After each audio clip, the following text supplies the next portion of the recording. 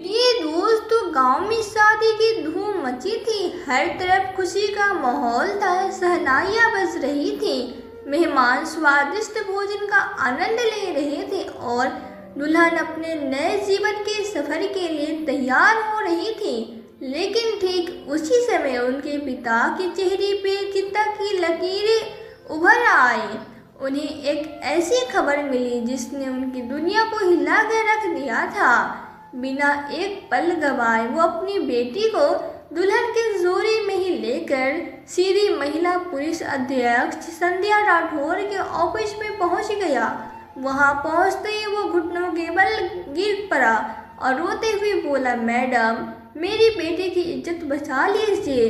संध्या ने गंभीर स्वर में पूछा, आखिर हुआ क्या है? तुम इतने घबराए हुए क्यों हो? इस दुल्हन को मेरे ऑफिस में क्यों लाए हो? उस व्यक्ति ने बिलखते हुए कहा, मैडम, मेरी बेटी की शादी आज हुई है, लेकिन उसकी विदाई से पहले उसकी इज्जत लूट ली जाएगी। मैं मजबूर होकर उसे मंडप से उठाकर आपके पास ले आया हूँ। हमारी मदद के लिए अब बस आप ही हैं। संध्या ने गहरी सांस ली और कहा, शांत हो जाओ, पहले पूरी बात बताओ ताकि हम तुम्हारी मदद कर सके। यह व्यक्ति बताने लगा, मैडम, हमारे गांव में एक दबंग आदमी है, रघुनाथ सिंह। उसकी गुंडागर्दी इस हद तक है कि पूरे गांव में उसी का हुक्म चलता है। गरीब लोग उसकी मर्जी के बिना कोई काम नहीं कर सकते। जब भी किसी को पैसों की जरूरत होती है वो कर्ज देता, लेकिन बदले में उन्हें अपना गुलाम बना लेता। फिर उसने कांपते हुए कहा, मैडम, उसकी सबसे घिनौनी परंपरा यह है कि गांव में किसी भी लड़की की शादी होने पर उसकी विदाई से पहले उसे रघुनाथ के घर भेजना पड़ता था। जब तक वो खुद उस लड़की के साथ एक रात नहीं बिताता, तब तक वो विदाई की इजाजत नहीं देता। इस तरह 140 से भी ज्यादा लड़कियों की इज्जत लूटी जा चुकी है। कोई भी उसकी हुकूमत को चुनौती देने की हिम्मत नहीं करता। संध्या का खून खौल उठा। उन्होंने गुस्से से कहा, क्या पुलिस ने कभी कुछ नहीं किया? वो आदमी दुखी स्वर में बोला, मैडम, पुलिस भी उसके इशारों पे चलती है। जब भी कोई शिकायत करने जाता है, पुलिस उल्टा हमें ही धमका कर भगा देती है। हमारे पास कोई रास्ता नहीं बचा है। सुनते ही संध्या ने कड़ा फैसला लिया। उन्होंने लड़के के पिता से कहा, डरो मत, अब रघुनाथ का खेल खत्म होगा, लेकिन इसके लिए मुझे तुम्हारी बेटी के दुल्हन के जोड़े की जरूरत होगी। राम स्वरूप, लड़की का पिता, चौंक गया। मैडम, आप यह क्यों चाहती हैं? संध्या मुस्कुराई, क्योंकि अब मैं दुल्हन बनकर रघुनाथ के घर जाऊंगी। इसके बाद उन्होंने तुरंत जिले के कई पुलिस थानों में फोन किया और गांव में चारों तरफ से घेरने का आदेश दिया। साथ ही कुछ पुलिस कर्मियों को सिविल ड्रेस में वहां तैनात कर दिया।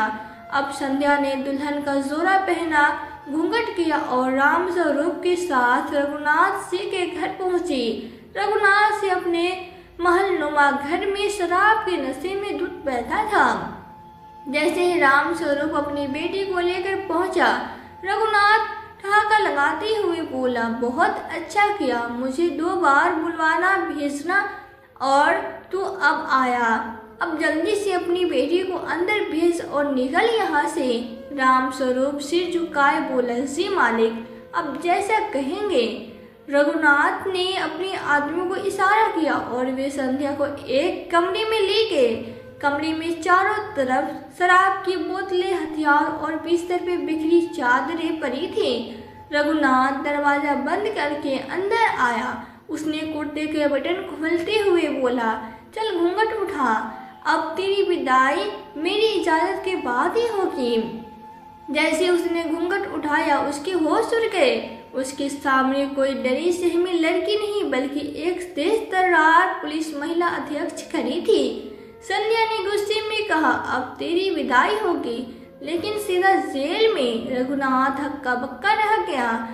इससे पहले कि वह कुछ समझ पाता, संध्या ने उसे जोरदार लात मारी, जिससे वो धड़ाम से जमीन पे गिर पड़ा।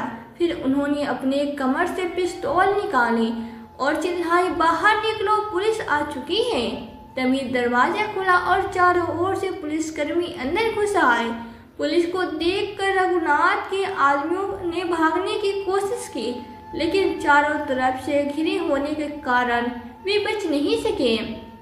संध्या ने आगे बढ़कर रघुनाथ के कॉलर पकड़े और कहा, अब तुझे उन 140 लड़कियों का हिसाब देना होगा जिनकी जिंदगी तूने बर्बाद की है। रघुनाथ गिड़गिड़ाने लगा, मुझे माफ कर दो मैडम, मैं सब कुछ छोड़ दूंगा। संध्या ने उसे एक जोरदार थप्पड़ मारा और कहा, अब तो जेल में सड़ेगा। रघुनाथ और उसके 20 से ज्यादा गुंडों को उसी रात गिरफ्तार कर लिया गया। अगले दिन जब यह खबर पूरे गांव में फैली तो लोग खुशी से झूम उठे। महिलाओं ने घरों से बाहर आकर संध्या की जय-जयकार की। रामस्वरूप की बेटी की विदाई बिना किसी डर के हुई। पहली बार गांव में की किसी लड़की की शादी खुशी और सम्मान के साथ संपन्न हुई। इसके बाद संध्या ने सुनिश्चित किया कि इस तरह की घटनाएं दोबारा न हो। उन्होंने गांव में पुलिस सुरक्षा बढ़ा दी और भ्रष्ट पुलिस कर्मियों को निलंबित करवा दिया। इस घटना के बाद गांव के लोगों ने राहत की सांस ली और रघुनाथ सिंह के आतंक का हमेशा के लिए अंत हो गया।